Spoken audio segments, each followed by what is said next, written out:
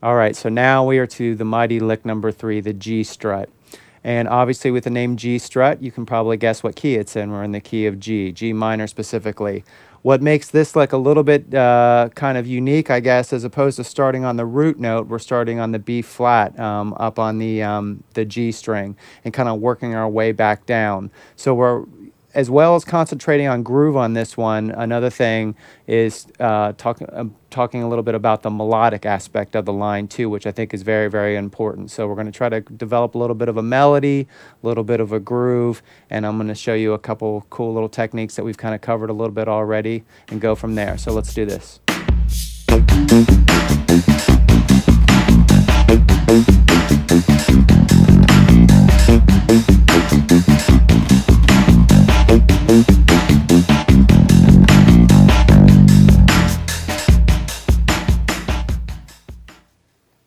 All right, this lick, it's kind of similar to the last one. First off, we're in a different key. We're in the key of G minor. And I'm using, again, the hard mute technique. Starting on the B flat way up on the G string on the 3rd fret. One thing I've noticed too, when I'm writing lines, you might want to experiment around as a player and as a writer. You know, typically we tend to start, especially if you're doing kind of groove-oriented lines, the normal thing is to start on the low root note and kind of build out from there. When you start up from the top, you know, on a 3rd above, at least for me, it kind of makes your writing style kind of take on a different kind of flavor, and it might kind of open your mind up to do some different types of lines. Getting back to this line, you see, one thing I think is interesting about this line is on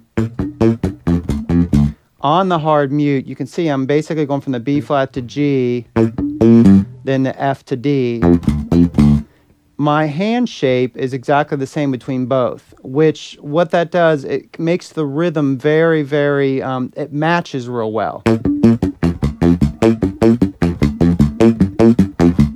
And when you're doing a line that most likely is going to repeat a lot of times as well, having those rhythms very similar that you can kind of alternate different things with your hands will bring out some different sounds and textures to it. So go on from there.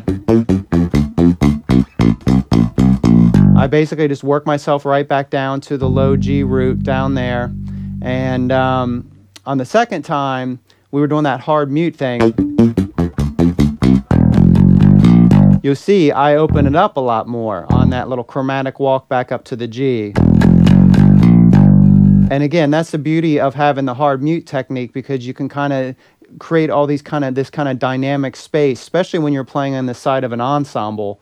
All those notes are going to pop out differently when you've got something more kind of tight and staccato, and then you got something more heavier right there. It's going to give, even that it is a simple line and only a couple bars long, it's going to bring out a lot of flavor for each one of those lines.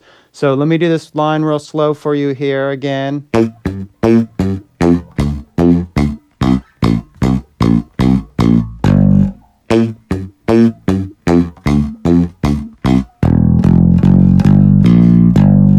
And then back to the original tempo. 2, 3, 4.